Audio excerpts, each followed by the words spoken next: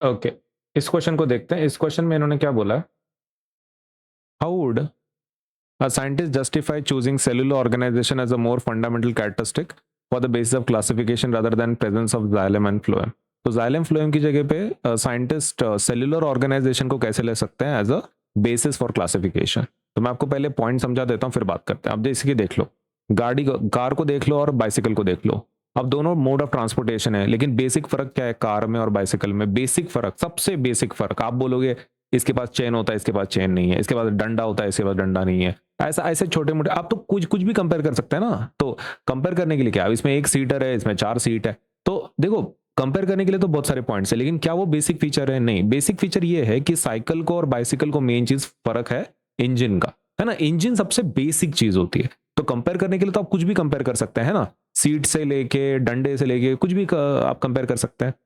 आप ये भी बोल सकते हैं कि इसमें 2 टायर है, इसमें 4 टायर हैं, तो ठीक है ना, क्या मतलब है उसका? देखो पॉइंट तो बहुत सारे कंपेयर करने के लिए, लेकिन आपको कंपेयर किसके साथ करना चाहिए? सबसे बेसिक पॉइंट के साथ। और बेसिक पॉइंट क्या है? कार और बाइसिकल में किस चीज का फर्क है? इंजन का। वैसे ही ऑर्गेनिजम्स में जो सबसे बेसिक चीज होती है, क्या आप जाइलम फ्लोएम को भी यूज कर सकते हैं कंपैरिजन के लिए? देखो टेक्निकली जाइलम और फ्लोएम को आप यूज कर सकते हो, ठीक है, जाइलम और फ्लोएम की आप बात कर सकते हो कंपैरिजन के लिए, लेकिन कैसा है?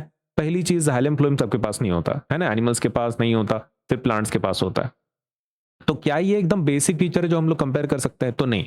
तो ये नहीं है। ये किसके जैसा हो गया पता है क्या? जाइलम एंड फ्लोएम, वो सीट के जैसा हो गया कि कार के पास 4 सीट होती है, बाइसिकल के पास 1 सीट होती है, तो वो जाइलम फ्लोएम के जैसा हो गया। क्या ये एक बेसिक फीचर?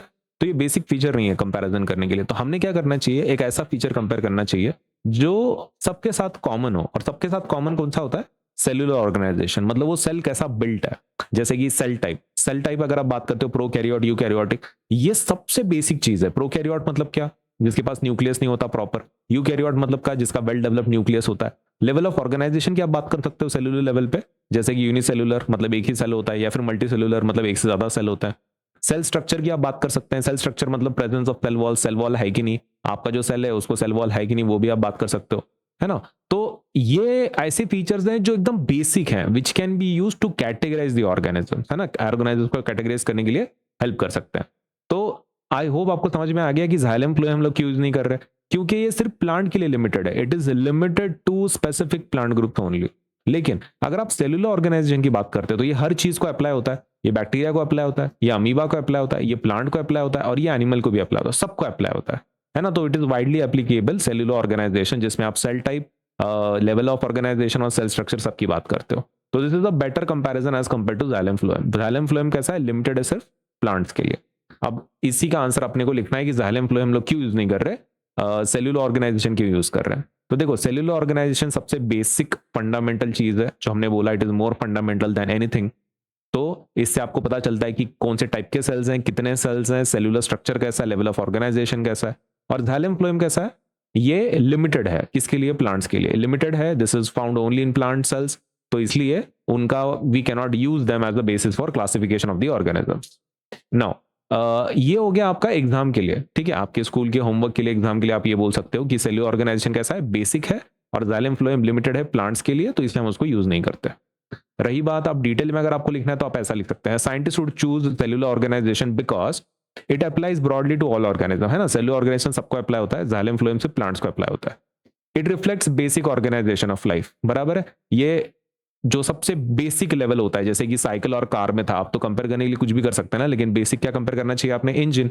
वैसे ही ऑर्गेनिजम्स में सबसे बेसिक चीज क्या होती है? सेल्स होते हैं, सेल से बनते हैं ना ऑर्गेनिज्म, तो सेल को कंपेयर करना चाहिए सेलुलर लेवल पे। तीसरा पॉइंट है, it helps distinguish major groups.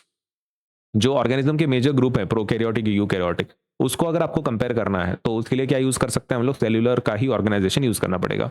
Xylem and phloem कैसे हैं? मोर स्पेशलाइज्ड फीचर्स हैं और सिर्फ प्लांट्स में देखने को मिलता है, तो इसलिए उसका यूज करना इज नॉट एक्सेप्टेबल, क्योंकि वो फंडामेंटल नहीं है ना। Who is fundamental? Cellular organization is more fundamental. Xylem phloem कैसे हैं? स्पेशलाइज्ड हैं and they are limited to plants only. तो अगर आपको डिटेल वाला आंसर लिखना है आप ये वाला आंसर लिखो। अगर आपको शॉर्ट वाला लिखना है मस्त एकदम एग्जाम के लिए, होमवर्क के लिए, आप ऊपर वाला लिख दो। ठीक है, मैंने दोनों टाइप के आंसर दिए हैं, आपके हिसाब से यू कैन राइट।